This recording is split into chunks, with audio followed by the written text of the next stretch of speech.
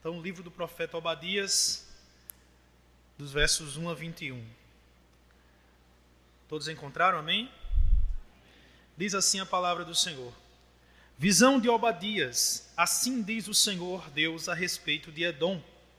Temos ouvido as novas do Senhor, e às nações foi enviado um mensageiro que disse: levantai-vos e levantemo-nos contra Edom para a guerra. Eis que te fiz pequeno entre as nações, tu és muito desprezado. A soberba do teu coração te enganou, ó tu que habitas nas fendas das rochas, na tua alta morada, e dizes no teu coração: quem me deitará por terra? Se te remontares como águia e puseres o teu ninho entre as estrelas, de lá te derribarei, diz o Senhor. Se viesse a ti ladrões ou roubadores de noite, como estás destruído? Não furtariam só o que lhes bastasse? Se a ti viessem os vindimadores, não deixariam pelo menos alguns cachos? Como foram rebuscados os bens de Esaú, como foram esquadrinhados os seus tesouros escondidos. Todos os teus aliados te levaram para fora dos teus limites, e os que gozam da tua paz te enganaram, prevaleceram contra ti. Os que comem o teu pão puseram armadilhas para teus pés, não há em Edom entendimento. Não acontecerá naquele dia, diz o Senhor, que farei perecer os sábios de Edom e o entendimento do monte de Esaú? Os teus valentes, ó Temã, estarão atemorizados para que do monte de Esaú seja cada um exterminado pela matança. Por causa da violência feita ao teu irmão Jacó, cobrir-te-á a vergonha e serás exterminado para sempre. Num dia em que, estando tu presente, estranhos lhe levarão os bens e estrangeiros lhe entrarão pelas portas e deitarão sorte sobre Jerusalém, tu mesmo eras um deles. Mas tu não devias ter olhado com prazer para o dia de teu irmão, o dia da sua calamidade, nem ter te alegrado sobre os filhos de Judá num dia da sua ruína, nem ter falado de boca cheia num dia da angústia. Não devias ter entrado pela porta do meu povo num dia da sua calamidade. Tu não devias ter olhado com prazer para o seu mal num dia da sua calamidade, nem ter lançado mão nos seus bens num dia da sua calamidade. Não devias ter parado nas encruzilhadas para exterminares os que escapassem, nem ter entregado os que lhe restassem num dia da angústia. Porque o dia do Senhor está prestes a vir sobre todas as nações, como tu fizeste. Assim se fará contigo. O teu malfeito tornará sobre a tua cabeça. Porque como bebestes no meu santo monte, assim beberão de contínuo todas as nações. Beberão, sorverão e serão como se nunca tivessem sido. Mas no monte Sião haverá livramento. O monte será santo. Os da casa de Jacó possuirão as suas herdades. A casa de Jacó será fogo, e a casa de José chama, e a casa de Esaú restolho. Aqueles incendiarão a este e o consumirão, e ninguém mais restará da casa de Esaú, porque o Senhor o falou. Os de Neguebe possuirão o monte de Esaú, e os da planície aos filisteus possuirão também os campos de Efraim, e os campos de Samaria e Benjamim possuirá Gileade. Os cativos do exército dos filhos de Israel possuirão os cananeus até Serepta, e os cativos de Jerusalém, que estão em Sefarade, possuirão as cidades do sul. Salvadores hão de subir ao monte Sião, para julgarem o monte de Esaú, e o reino será do Senhor. Queridos, vamos orar, pedir graça ao Senhor, para que Ele nos fale através da sua palavra. Bendito Deus, nós estamos aqui em mais um dia do Senhor, diante da Tua palavra, Senhor. Da palavra e do texto do Antigo Testamento, Senhor. Pedimos que o Senhor nos mostre a grandeza de Cristo Jesus nesse texto. Pedimos que o Senhor nos mostre a verdade clara nesse texto, Senhor, para que possamos entender a Tua verdade. Para que essa verdade possa impactar as nossas vidas esta noite, Senhor. possa convencer os nossos corações do erro que estamos e possa consolar a nossa alma, trazendo verdades de conforto, Senhor. Assim te oramos, em nome de Cristo Jesus. Amém. Queridos, nesta semana, o Supremo Tribunal Federal, o STF, mais precisamente nesta quinta-feira, dia 13, por 8 votos a 3, permitiu a criminalização da homofobia e transfobia. Os ministros consideram que os atos preconceituosos contra homossexuais e transexuais devem ser enquadrados num crime de racismo. Um dos itens, por exemplo, que enquadra este crime é se houver uma divulgação ampla de ato homofóbico em meios de comunicação, como publicação em redes sociais, a pena será de 2 a 5 anos, além de multa. Por exemplo, se nós estivermos pregando aqui, que não é o caso hoje, mas em Romanos capítulo 1, onde afirma expressamente o pecado desta prática, e este vídeo, por exemplo, desta pregação, ou o áudio, ou trecho, for passado pelas redes sociais, aquela pessoa que está espalhando, pelas redes sociais, e aquele que está falando, no vídeo, será então indiciado por crime de racismo, levando de 2 a 5 anos, além de multa. Isso nos mostra uma coisa bem interessante, que nas últimas eleições, um dos candidatos, inclusive o candidato que foi eleito sob a égide de que as coisas melhorariam a vida dos cristãos e que não haveria tanta objeção, pelo menos com relação a esta área, aos cristãos. E muitos dos cristãos imaginaram que isso iria manter uma certa paz. Mas o que nós vemos no decorrer do tempo é que essa paz vai ficando cada vez mais distante. Isso acontece porque a igreja, em todas as épocas, em todos os momentos, esteve em luta. Uma luta clara entre aqueles que servem a Deus e aqueles que não servem a Deus. Esta luta também considerada como sendo uma luta cósmica, porque envolve todo o cosmo, todo o mundo. Ela se inicia e é estabelecida exatamente lá no Éden, quando o próprio Deus diz para Eva, porém inimizade entre ti e a mulher, entre os teus descendentes e os descendentes dela. Portanto, desde então, nós sempre temos aqueles que são descendentes da serpente e aqueles que são descendentes da mulher. Aqueles que são povo de Deus e aqueles que não são povo de Deus. E esta luta ela vai permanecer até que venha o grande dia do juízo, em que o Senhor há de estabelecer o seu reino de forma plena para sempre. E ali então teremos apenas aqueles que são do povo de Deus.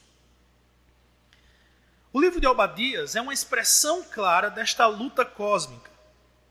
A expressão que o livro de Obadias vai trazer desta luta é exatamente sobre a briga de 2 irmãos que já brigavam ainda no ventre de sua mãe, mas que, ao crescerem, estes 2 irmãos geraram 2 reinos ou 2 nações, e que ainda assim esses 2 reinos, essas 2 nações permaneceram em conflito, em guerra. E o livro de Obadias é um livro que é direcionado ao povo de Edom, os filhos de Esaú, ou o reino de Esaú. É interessante que a profecia de Obadias não é uma profecia direcionada ao povo de Judá ou ao povo de Jerusalém, mas é um juízo que é trazido pelo profeta, mas direcionado ao povo de Edom, ao povo dos filhos de Esaú. Então, antes de adentrarmos ao texto para entendermos como esta luta cósmica finalmente vai findar, nós precisamos saber um pouco do contexto entre o povo de Edom e o povo de Israel. Os descendentes de Esaú e os descendentes de Israel, de Jacó. Então, a disputa, na verdade, já começa no seu nascimento. Em Gênesis capítulo 25, por exemplo, nós vamos ter a expressão muito clara, no verso 23, que 2 nações há no teu ventre. É isso que Deus diz para a mãe de Jacó, Rebeca. 2 nações há no teu ventre, 2 povos nascidos de ti. se dividirão. Um povo será mais forte do que o outro, e o mais velho servirá ao mais moço. Já no ventre, a profecia era dada, em que Jacó e Esaú formariam dois povos, e os dois povos estariam divididos, estariam em guerra. Embora a necessidade de subjugar outros povos em algum momento uniu os dois povos, como no caso de 1 Reis, vamos encontrar um momento, mas nos parece que na maioria das ocasiões o povo de Esaú sempre esteve desprezando o povo de Jacó. Como, por exemplo, quando Israel saiu do Egito e precisou peregrinar e passar então pelas terras de Edom, lá em Números capítulo 20, versos 14 a 21, você vai ver essa história. E Edom disse, não, nós não deixamos que vocês passem por aqui. O que levou a Israel a ter que fazer um contorno na situação, a contornar a situação geográfica de forma tal que levou até aquela situação, o episódio que todos os irmãos conhecem, das serpentes abrasadoras, até eles chegarem onde eles queriam chegar. O livro de Números, capítulo 21, narra essa etapa das serpentes abrasadoras. Apesar das violações fraternais, Israel foi instruído por Deus a todo instante, como no texto de Deuteronômio 23, versos 7 e 8, que nos diz: não aborrecerás o edomita, pois é teu irmão. Israel sempre foi exortado a não aborrecer a Edom, a não dominar. Em determinado momento, inclusive, irmãos, Israel foi dito, olha, vocês vão dominar essas outras terras, mas a terra de Edom você não vai tocar. E a todo instante, Edom estava contra Israel. Muitos profetas profetizaram acerca do juízo sobre Edom. Amós, por exemplo, que vem antes de Obadias, profetiza acerca do juízo de Edom. Jeremias profetiza sobre o juízo de Edom. Ezequiel profetiza sobre o juízo contra Edom. Portanto, a história entre Edom e Israel, ela se delongou durante muito tempo, desde o ventre até o fim da nação de Edom. O cumprimento da profecia que Isaac deu para o seu filho Esaú, que disse que ele viveria pela espada, se cumpriu ao longo do tempo. E Edom, durante todos os momentos, sempre quis guerrear, resolver as coisas na espada. Edom, posteriormente, depois do cativeiro babilônico, passou a ser dominado pela Assíria e pela Babilônia. E no 4º século antes de Cristo, os edomitas tiveram que fazer trabalhos forçados. Eles abandonaram o seu próprio território e migraram para um outro território. Eles se mudaram para uma área sul da Palestina e passaram a ser conhecidos como os idumeus. Na época intertestamentária, entre o Antigo Testamento e o Novo Testamento, Judas Macabeu, um dos judeus que era guerreiro na época, derrotou em 164 a.C. E quando seu sobrinho João Hircano chegou ao poder, ele obrigou os idumeus a adotarem as práticas judaizantes. Ou seja, os idumeus, que eram os de Edom, tiveram que ser circuncidados. Tiveram que ter agora a prática dos judeus. Eles foram humilhados. É interessante que Herodes, o Grande, era um idumeu. E parece, quando pensamos que os idumeus, o povo de Edom, havia acabado, surge Herodes o Grande, um idumeu, descendente de Edom, e persegue Jesus, para matá-lo. Portanto, toda esta guerra de Edom representa e aponta para uma guerra cósmica entre o descendente da mulher e o descendente da serpente. E o que o nosso texto de Obadias vai trazer aqui, e nós vamos ver isso em 3 partes, ele vai trazer primeiro o juízo que vem sobre Edom. E nós vamos olhar para esse juízo sobre Edom de forma específica. Mas o texto nos mostra que esse juízo ele é amplificado. E o verso de número 15 a 16 vai nos mostrar que há uma extensão desse juízo que vem sobre Edom para todas as nações. Se você olhar rapidamente o verso de número 15, você vai observar que ele nos diz: porque o dia do Senhor está prestes a vir sobre todas as nações, como tu fizestes, assim se fará contigo, o teu mal feito tornará sobre a tua cabeça. Então, quando ele vai falar sobre o juízo sobre Edom, ele diz, olha, mas esse juízo que virá no dia do Senhor, virá sobre todas as nações. Então, todas as nações que são contrárias ao povo de Deus, que são inimigas do povo de Deus, todos aqueles que são inimigos do povo de Deus, desta luta constante, um dia virá juízo sobre elas. Mas nós vamos ver em 3 partes. Primeiro nós vamos ver o juízo sobre Edom, versos 1 a 14. Depois nós vamos ver verso 15 e 16, a extensão do juízo sobre todas as nações. E finalmente, verso 17 a 21, nós vamos ver que há esperança no Monte Sião. Para todas as nações que estão espalhadas na face da terra, há esperança para elas no Monte Sião. Queira Deus nós caminharmos por esses 3 pontos e entendermos um pouco a natureza dessa luta cósmica. Em que lado dessa luta nós estamos? Então, vamos ao primeiro passo, o juízo sobre Edom.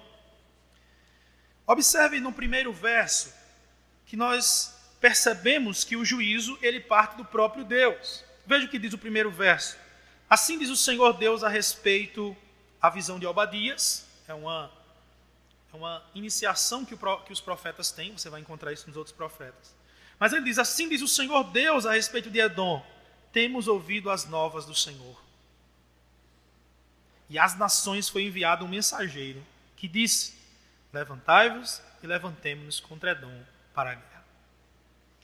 Deus envia um mensageiro e esse mensageiro vai às nações. E esse mensageiro diz às nações que as nações devem se levantar e todas elas partirem contra Edom. Isso significava o juízo da parte de Deus. É importante a gente lembrar, irmãos, que quando uma nação era destruída por outras nações no Antigo Testamento, isso tudo era obra do Senhor. Todas as nações estão debaixo da mão de Deus. E muitas vezes Deus, em sua soberania, utilizava outras nações para destruir outras, para castigar aquelas. Foi assim que aconteceu com o povo de Deus. Por exemplo, o profeta Abacuque, que clamava, até quando, Senhor, o povo de Deus viverá em injustiça? A resposta que Deus dá para Abacuque é, eu vou levantar um povo para trazer juízo sobre o povo de Israel. Então Deus trazia juízo dessa forma, ele levantava outras nações. E o texto nos diz que as novas do Senhor é que ele enviou um mensageiro. E esse mensageiro foi chamar as nações para que elas viessem destruir Edom. Vir contra Edom. Ou seja, ele está enunciando aqui, irmãos, o juízo que vem sobre Edom. Mas como esse juízo então vai se descrever ao longo do livro? Você vai observar dos versos 2 a 4 que esse juízo viria sobre Edom por causa da sua soberba. Veja o verso 2 a 4. Eis que te fiz pequeno entre as nações, tu és muito desprezado. Eis que te fiz pequeno, tu és muito desprezado. Verso 3. A soberba do teu coração te enganou. Ó tu que habitas nas fendas das rochas, da tua alta morada, e dizes no teu coração, quem me deitará por terra? Veja, irmãos, primeiro nós temos a humilhação do povo. O Senhor disse que vai fazer ele pequeno, vai fazer ele desprezado. E por que o Senhor vai fazer isso? Porque ele era soberbo. A soberba dele pode ser destacada em alguns aspectos. Primeiro, o texto nos diz que a soberba estava no seu coração. Nós estamos pela manhã vendo aqui uma exposição no Sermão do Monte. E um dos pontos essenciais que Cristo sempre tem nos ensinado é que o pecado, ele começa no coração.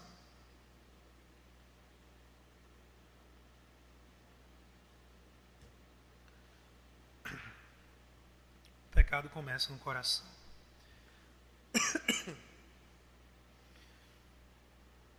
E Edom não era diferente. Mas uma das razões pela qual Edom se orgulhava, o texto nos diz que ele habitava nas fendas das rochas.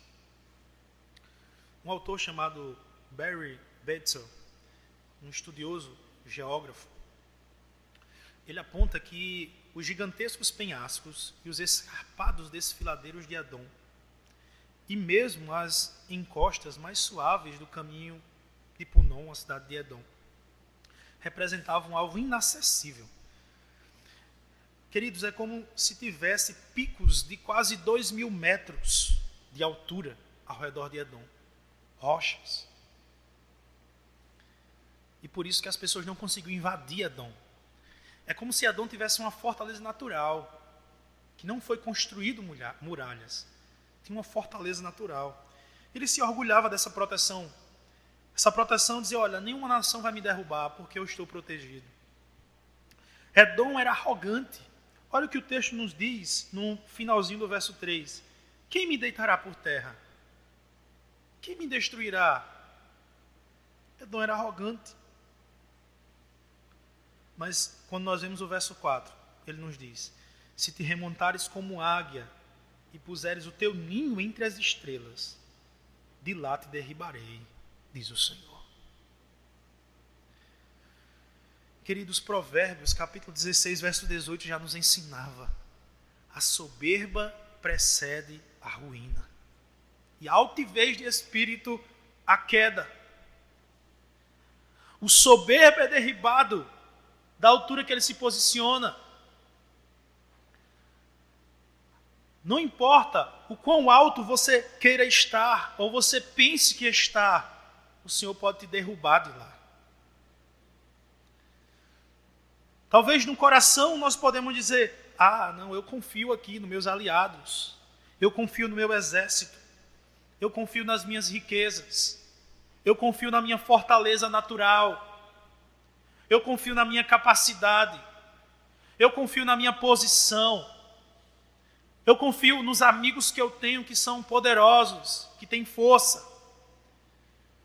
Se a sua confiança não estiver no Senhor, você pode cair feio. Edom era arrogante, se bajulava da posição que tinha. Quem me deitará por terra?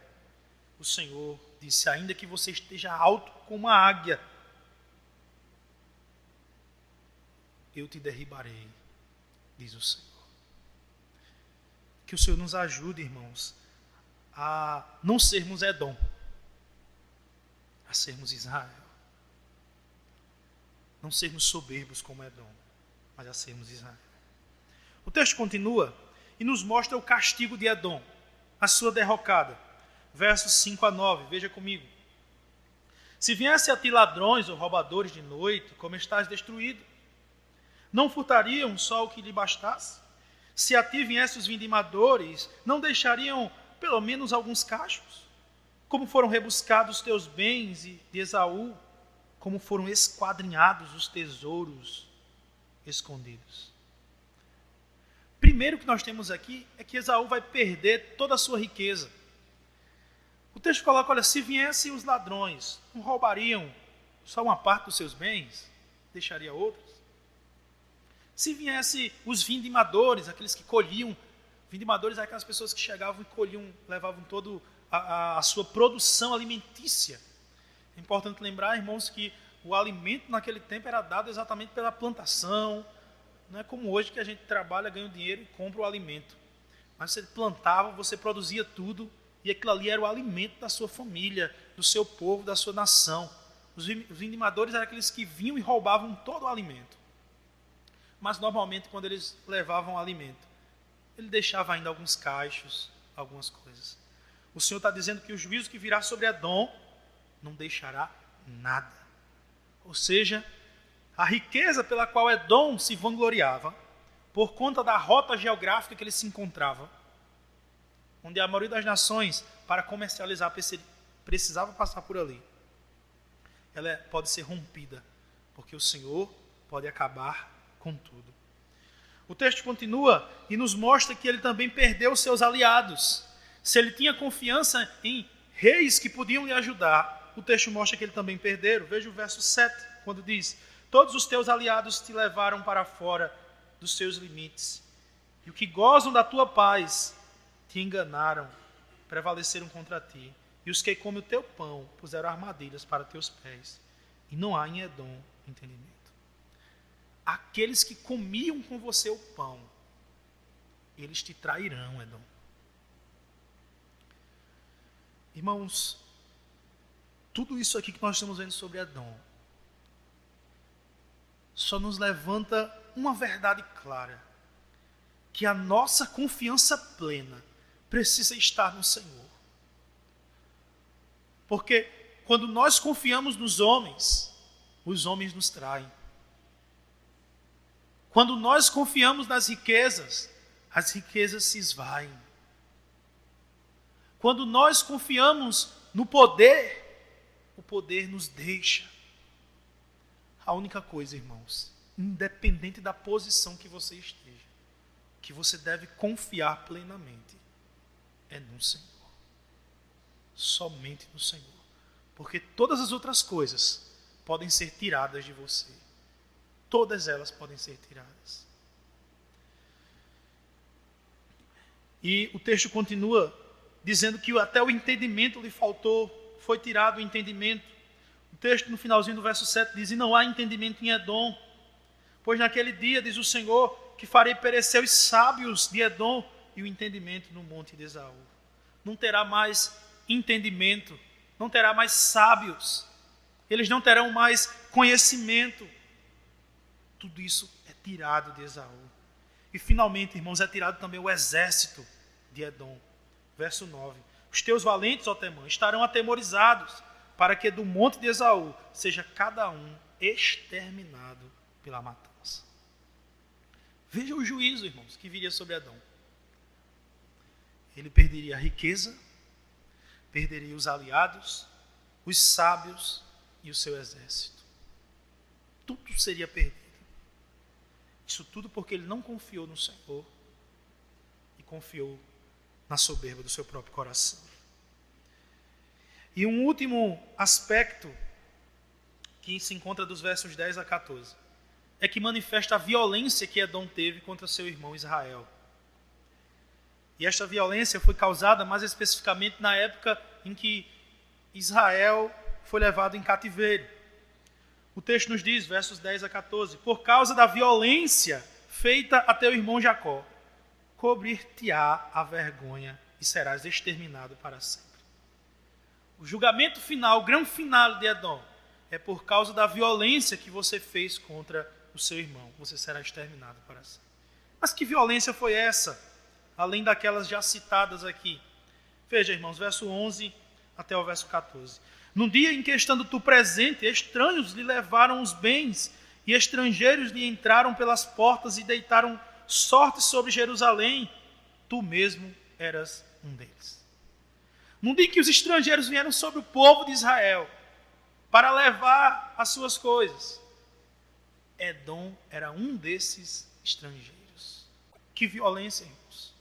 Você ser um daqueles que ataca o seu próprio irmão, a nação que era irmão de Israel. Verso seguinte: mas tu não devias ter olhado com prazer para o dia do teu irmão, o dia da tua calamidade, nem ter te alegrado sobre os filhos de Judá no dia da sua ruína, nem ter falado de boca cheia no dia da angústia. Edom não só estava no meio daqueles que roubaram. Edom sentiu prazer em ver o seu irmão caindo. Sabe, irmãos, às vezes parece que a gente tem esse sentimento de Edom. A gente vê irmãos nossos ali caindo. Assim, tá vendo aí? Mereceu, fez isso. Isso é Edom, irmãos. Ao ver o nosso irmão ali caindo, ao ver o nosso irmão num estado difícil, nós devemos estender a mão e ajudá-los. E não sentir prazer. Falar de boca cheia, como o texto nos diz, se alegrar num dia da calamidade do irmão. Isso é Edom. Israel, pelo contrário, não fazia isso. Ademais das desobediências do povo de Deus, o povo de Deus não era caracterizado por esta prática. O texto continua, depois de falar que eles sentiram prazer na queda do seu irmão. O texto nos diz, verso 13, não devias ter entrado pela porta do meu povo num dia da sua calamidade. Tu não devias ter olhado com prazer para o seu mal num dia da sua calamidade, nem ter lançado mão dos seus bens num dia da sua calamidade. Edom foi um dos que saquearam Israel. Israel estava sendo dominado, Judá, por exemplo, pela Babilônia, o reino do norte pela Assíria, e Edom estava ali, aproveitando o meio e saqueando também, e roubando. E finalmente, para não bastasse isso que Edom fez, verso 14 nos diz, não devias ter parado nas encruzilhadas para exterminares os que escapassem, nem ter entregado os que lhe restassem no dia da angústia. O povo de Israel está em guerra, Babilônia está invadindo, a Síria está invadindo, o povo está sem saber para onde fazer, tenta fugir, consegue uma rota de escape. Quando chega na encruzilhada da rota de escape, quem que aparece lá? O irmão Edom. Ô, meu irmão. Irmão nada. Uma faca pelas costas. Extermina eles. Quando não exterminava, puxava e levava. Ó aqui, Babilônia. Está aqui o pessoal de Israel. Foi essa a prática de Edom. Esta foi a violência de Edom que gerou todo esse juízo. Por isso que o Senhor diz, por causa da violência feita a teu irmão, cobrir-te-á a vergonha e serás exterminado para sempre. Irmãos, uma pergunta nos faz refletir neste momento. Nós somos Edom ou somos Israel? As nossas práticas retratam Edom ou retratam Israel? Será que nós confiamos na riqueza? Será que nós confiamos nos aliados, nos homens, na proteção que temos? Ou será que nós confiamos no Senhor? Será que nós somos arrogantes com a nossa soberba? Será que nós rimos das desgraças dos outros? Porque se fazemos isso, irmãos, nós estamos mais parecidos com Edom do que com Israel. Que o Senhor nos ajude a ser mais Edom do que, mais Israel do que Edom. E em segundo lugar, nós vamos ver que esse juízo, irmãos, versos 15 e 16, é estendido a todas as outras nações. Edom, na verdade, é um parâmetro. O que nós vemos em Edom é aplicado para todas as outras nações, inclusive para a nossa nação. Perceba o que o texto nos diz, verso 15. Porque o dia do Senhor está prestes a vir sobre todas as nações. Como tu fizestes, assim se fará contigo. O teu mal feito tornará sobre a tua cabeça. Essa informação aqui clara que o texto nos dá é que o dia do Senhor virá. Quando nós menos esperarmos, ele vai vir. E com ele virá juízo sobre todas as nações. O julgamento que aqui é colocado sobre Edom, de forma temporal no tempo, virá de uma vez por todas, sobre todas as nações, sobre todos os homens da terra. Serão julgados diante do trono do Senhor. E é interessante que esse juízo, os dois versos aqui, o verso 15 e o verso 16, que vai tratar sobre esse juízo, ambos começam com a mesma conjunção hebraica, que é a conjunção que diz pois ou porquê, né? É como se desse uma sequência. E a ideia é que assim como foi com Edom, será com todas as nações. E o que acontece aqui? O que chama a atenção esse verso 15 aqui sobre esse juízo? É que esse juízo trata-se de uma retribuição daquele mal que foi feito. Oh, meus irmãos, não há nenhum mal que não há de ser pago. Todos eles estão sendo contemplados pelos olhos do Senhor e serão julgados ao seu tempo. Todos eles, todo mal. A retribuição virá sobre todos. Essa é a abrangência do juízo. Não só que ele é retributivo, mas que ele é sobre todos. Até o povo de Israel passará por esse juízo também. A grande diferença do povo de Israel é porque ele está no Monte Sião. Ele está no Monte Santo. E o Monte Santo tem um diferencial. O texto continua dizendo no verso 16, veja comigo. Porque como bebestes do meu santo monte, assim beberão de contínuo todas as nações. Beberão, sorverão e serão como se nunca tivessem sido.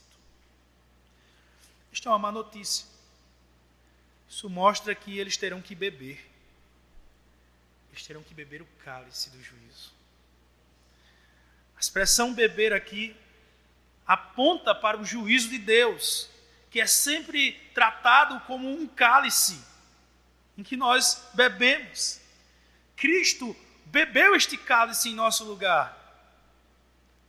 Quando ali no Getsêmani, ele disse: Pai, se possível for, afasta-se de mim este cálice. Cristo bebeu este cálice, porque Deus ele tem um cálice. Rapidamente, irmãos, deixa a Bíblia marcada em Obadias. Vamos para o Salmo 75, apenas 2 versos, para entendermos sobre este cálice. Salmo 75.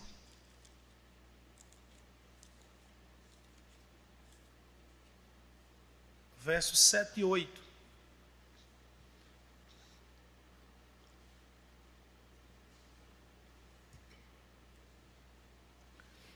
Salmo 75, 7 e 8. Deus é o juiz. A um abate, a outro exalta. Porque na mão do Senhor há um cálice, cujo vinho é espuma, cheio de mistura, dele dá a beber. Sorvem-no até as escórias todos os ímpios da terra. Voltando para Obadias. Este cálice que todas as nações beberiam, todos aqueles que são julgados pelo Senhor beberão, é o cálice do juízo de Deus, que há de vir sobre todos. O que será então de nós, irmãos?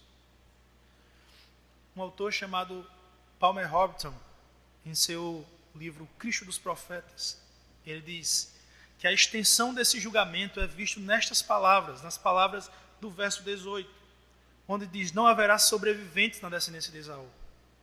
No julgamento final, a semente de Satanás será totalmente eliminada.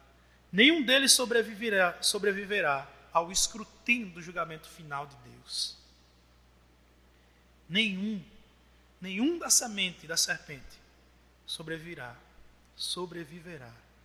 ao escrutínio do julgamento final de Deus. O que será então de nós, irmãos? O que será de nós? O que será de você que está visitando hoje a nossa igreja e está ouvindo uma mensagem de juízo que existiu sobre Edom e que existe sobre toda a terra e um dia virá sobre todos? O que será de nós? A nós resta-nos olhar para o monte da esperança, para o monte Sião. É exatamente isso que os versos 17 a 21 tratam. Obadias conclui o seu livro com uma mensagem triunfante, com uma mensagem de esperança, com uma mensagem de vida, com uma mensagem que aponta para o monte Sião. Veja você, verso 17 a 21. Mas todo esse juízo que virá em todas as nações, e o texto diz: porém, entretanto, no monte Sião haverá livramento. O Monte Sião, irmãos, é o monte em que provavelmente a cidade de Jerusalém foi construída. Aponta para o lugar do povo de Deus. E de forma muito clara aponta para o Novo Testamento, para a igreja do Senhor. A igreja é o templo que foi estabelecido sobre o Monte Sião, como aponta o profeta Isaías. Portanto, aquela expressão fora da igreja não há salvação, em um certo sentido ela é verdade. Às vezes nós olhamos essa expressão, né, é uma expressão cunhada pela Igreja Católica Romana, fora da igreja não há salvação. E a gente diz, isso é falso. Mas, em um certo sentido, é verdade. Não é fora da igreja católica não há salvação, mas fora da igreja de Deus. A igreja invisível, que é composta por todos os santos salvos. Fora dela, não há salvação. Quem não estiver nela, não será salvo. Beberá e sorverá, como diz o texto, do cálice do juízo de Deus. Fora dela, não há salvação. Mas por que fora dela? Porque este monte, o texto nos diz, veja você, verso 17, primeiro, é um monte de livramento. A igreja é exatamente este monte. Quando você se achega à igreja, você tem a possibilidade da salvação. Porque o evangelho é pregado ali na igreja. Então, a igreja é a única esperança que há para o povo que está diante do juízo. É o Monte Sião, o Monte do Livramento. Este monte também é santo. É um monte de santidade. Portanto, aqueles que fazem parte deste monte devem manter a sua santidade, a sua pureza. Devem ser como cidadãos do reino.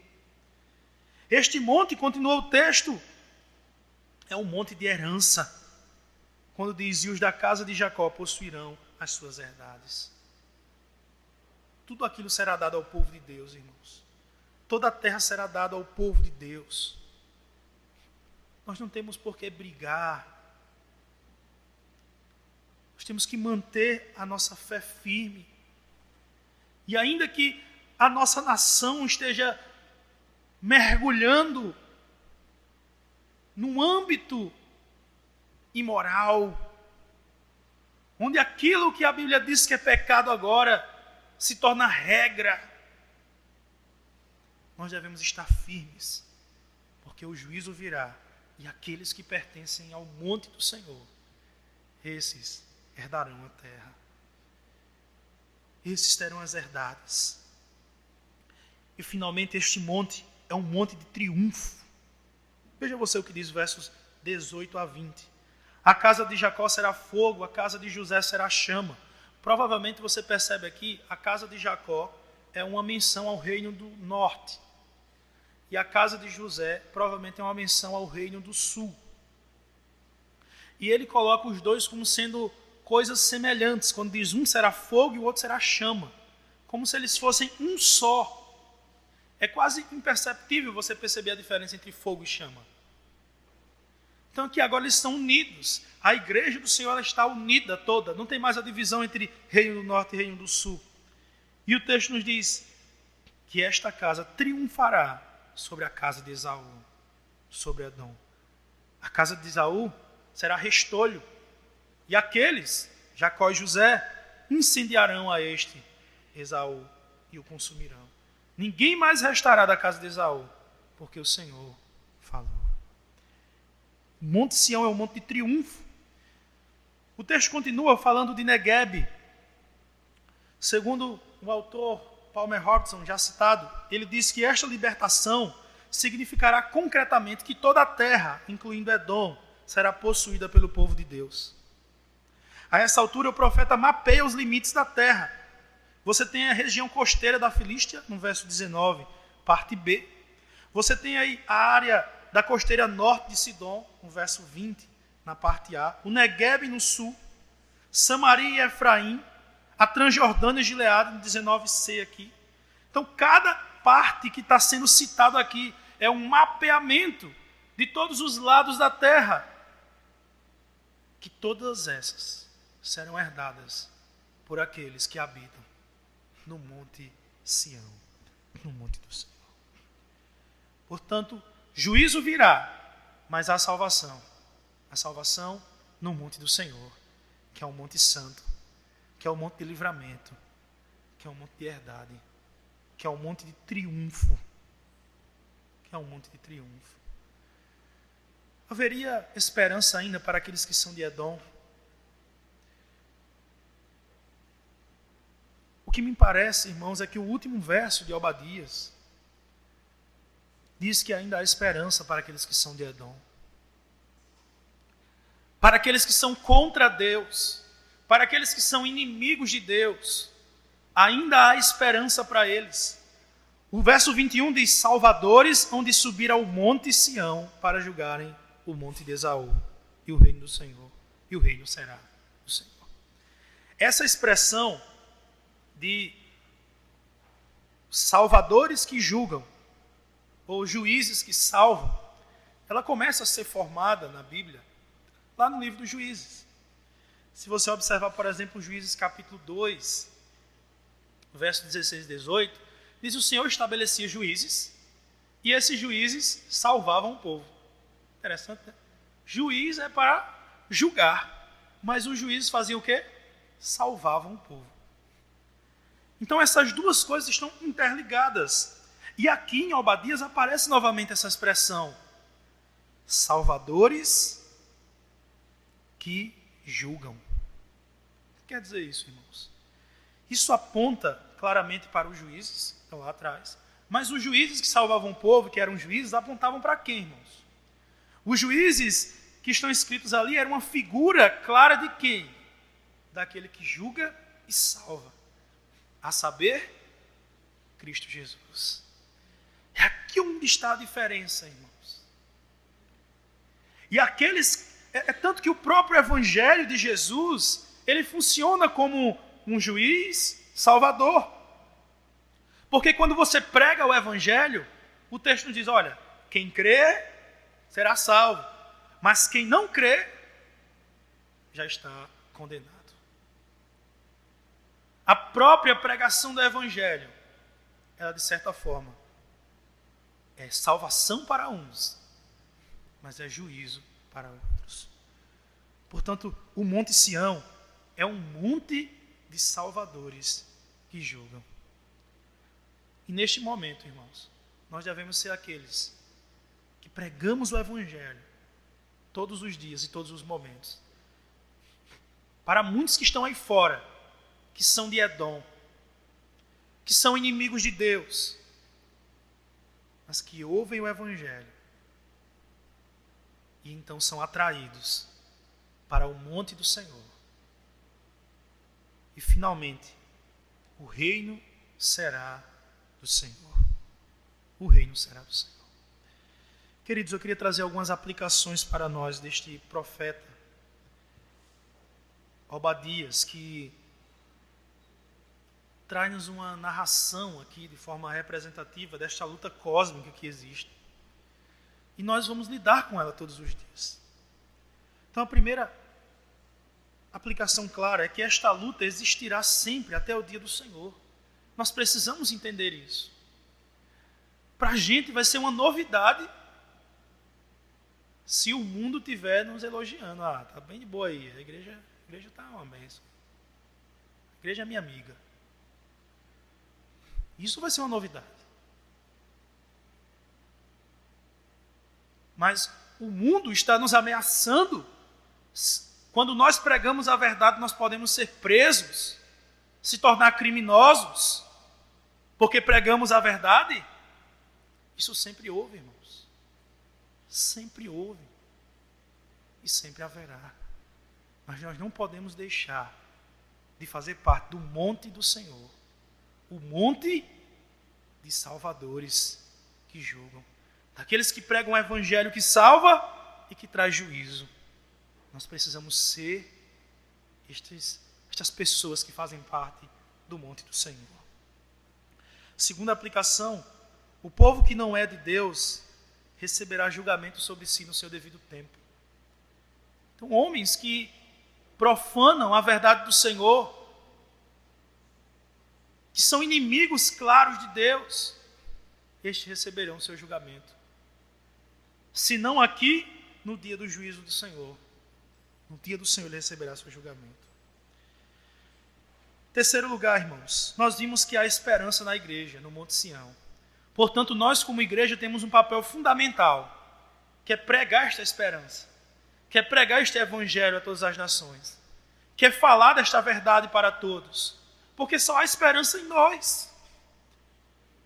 Só há esperança na igreja, no Monte Sião. Todas as outras nações serão julgadas e sorverão e beberão do cálice do juízo de Deus. Somente o Monte Sião que não beberá. Portanto, só há esperança no Monte Sião, que é exatamente o corpo de Cristo. E como pessoas podem chegar a esse corpo de Cristo? Através da pregação do Evangelho. E essa é uma responsabilidade nossa, irmãos. Em quarto lugar, o povo de Deus prega o Evangelho. Eles são juízes e salvadores, já falei sobre isso. E finalmente, em último lugar, a vitória desta luta cósmica já é certa. Ela é do povo de Deus. Se você está esta noite aqui nos visitando e você ainda não foi alcançado por este amor irresistível do Senhor, se você ainda não foi alcançado por esta graça irresistível do Senhor, arrependa-se hoje mesmo dos seus pecados. Volte os seus olhos para o Senhor, volte os seus olhos para o Monte Sião, porque Ele pode misericordiosamente lhe salvar esta noite e você fazer parte do Monte Sião. E se o juízo do Senhor vir ainda hoje, você estará salvo. Que o Senhor nos ajude, irmãos, a pregar a sua palavra com fidelidade, mesmo quando somos confrontados por justiça, pela sociedade e pelo mundo. Que o Senhor nos dê coragem, que o Senhor nos dê força. Vamos orar.